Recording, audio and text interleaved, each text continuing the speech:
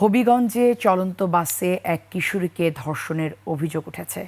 এই ঘটনায় বাসের চালককে আটক করা হলেও পালিয়ে যায় হেলপার। অন্যদিকে রাজবাড়ীর পাংশায় প্রাইভেট পড়ে বাড়ি ফেরার পথে দুই স্কুল ছাত্রী ধর্ষণের শিকার হয়েছে। গাজীপুরের শ্রীপুরে এটিএম বুথে টাকা তুলতে গিয়ে ধর্ষণের শিকার হয় আরেক কিশোরী। পালিয়ে গেছে অভিযুক্ত বুথের নিরাপত্তাকর্মী। হবিগঞ্জ, রাজবাড়ী ও গাজীপুর প্রতিনিধির তথ্য ছবিতে ডেস্ক রিপোর্ট।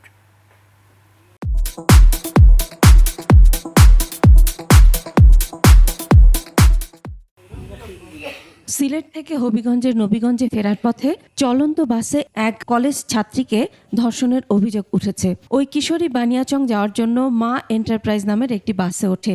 বাসটি শেরপুর এলাকায় পৌঁছার পর অন্যান্য যাত্রীরা নেমে গেলে ওই কিশোরী একা হয়ে পড়ে। এরপর চলন্ত অবস্থায় বাসের হেলপার লিটন মিয়া এবং চালক শাহ সাব্বির মিয়া তাকে ধর্ষণ করে। পরে বাসটি নবীগঞ্জের আউশকান্দি এলাকায় পৌঁছলে কিশোরীর চিৎকার শুনে স্থানীয়রা সেনাবাহিনী ও পুলিশকে খবর দেয়। তারা বাস চালককে আটক করে।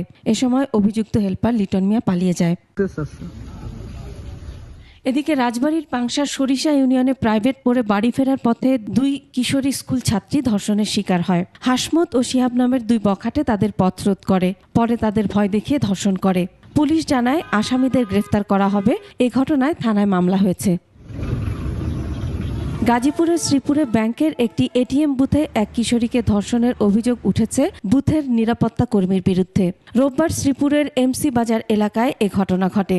এ ঘটনায় কিশোরীর বাবা মামলা করেন। ঘটনার পর থেকে নিরাপত্তা কর্মী লিটন মিয়া পালিয়ে যায়। আসামিকে গ্রেফতারের চেষ্টা চলছে বলে জানায় পুলিশ। বাংলা ব্যাংকের নিরাপত্তা কর্মী, সে তাকে একটা চাকরি দেওয়ার প্রলোভন দেখে তাকে ওই বুথে বসে রাখে। টিমের বাবা মা চলে গেলে সে বুথের ভিতরে তাকে ধর্ষণ করে। উক্ত আসামি পলাতক রয়েছে, তাকে গ্রেফতারের জন্য জোর চেষ্টা অব্যাহত আছে। Masuma Lisa, desk report, 21 television.